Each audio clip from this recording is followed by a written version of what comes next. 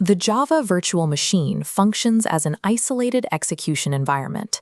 It operates within a memory space logically separated from the computer's physical hardware. Inside this boundary, variables and objects exist in a transient state. They have no organic method for crossing the memory threshold to reach a physical hard drive. This creates a specific engineering requirement. Data must be systematically exported from this isolated environment. Pushing unstructured heap memory directly onto physical storage results in data corruption. Internal structure is lost during transfer. An application that cannot export its internal state remains a closed system, unable to communicate with the outside world. Java addresses this isolation through an architectural abstraction called the stream. A stream is a unidirectional data flow acting as a conduit. Input streams read data in, while output streams write data out. This system is hardware agnostic, using the same logic whether writing to a local disk, database, or server. Because the stream abstracts the physical hardware, the developer can focus exclusively on the encoding and structure of the data payload itself. By decoupling application logic from physical constraints, streams provide a consistent interface for all input and output operations. At the lowest level of hardware interaction, all computers communicate using binary code. Java handles this through byte streams. These are the primary tools for transporting data in raw 8-bit blocks. Initializing a file output stream opens a direct conduit to a specific file. Executing a write command with the integer 65 sends an 8-bit sequence through the pipe. Following this with integer 66 pushes the next sequence into the file without formatting. If you open the resulting file in a standard text editor, it displays the characters A and B.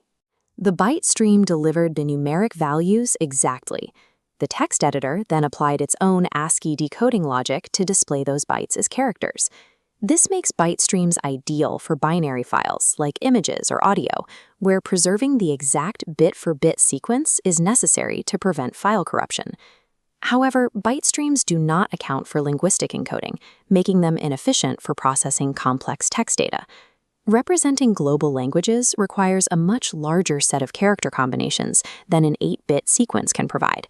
To manage this, Java includes character streams as a specialized layer for text-based I/O. Character streams operate on a 16-bit capacity, which allows them to natively support the Unicode character set. When using a file writer, the program can transmit full string literals.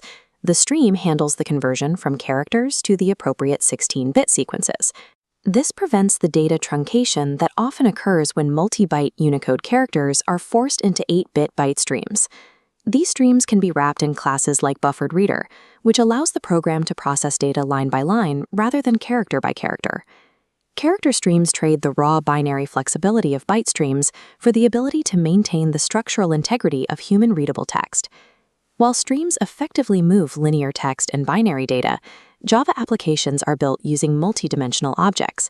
A student object contains multiple data types, such as integers and strings, which are stored in different locations within the JVM heap. You cannot move a 3D memory structure through a linear 1D stream without first flattening it. Serialization is the protocol Java uses to dismantle these objects into a format that can be transmitted through a stream. To use this feature, a class must explicitly implement the serializable interface, serving as a marker. This is implemented by wrapping an object output stream around a standard file output stream, creating a pipeline for object data.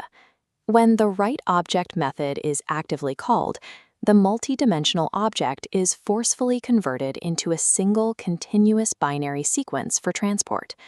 The resulting file is not human-readable. It is a persistent, binary representation of the object's state at that specific moment in time. This allows data that would otherwise exist only during the program's execution to be stored and reused later. Deserialization is the process of reversing that sequence, taking the stored bytes and reconstructing them into an active memory object. First, a file input stream is used to read the compressed binary data back into the program. An object input stream then wraps the byte stream, acting as a decoder that follows the object's original structural blueprint. The readObject method pulls the bytes and begins reassembling the original variables. The developer must explicitly cast the generic result back into the specific class type, such as student, to restore its functionality. The JVM allocates new memory to accommodate the reconstructed object. While the new object is distinct from the original, its internal data values are an exact match. Deserialization enables the transfer of complex data structures between different execution sessions or separate physical machines. The specific data payload determines which stream type is required for a given architecture. For system-level binary data, like images or executables, 8-bit byte streams provide the necessary precision.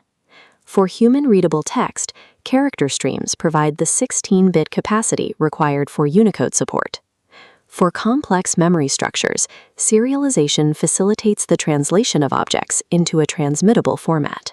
Buffering these streams further increases efficiency, allowing applications to handle large-scale data transfers effectively. Despite these variations in data type, the underlying logic of the stream abstraction remains consistent across the entire Java I/O library. Understanding how these data pipelines work allows for the reliable movement of information between independent programs and storage systems.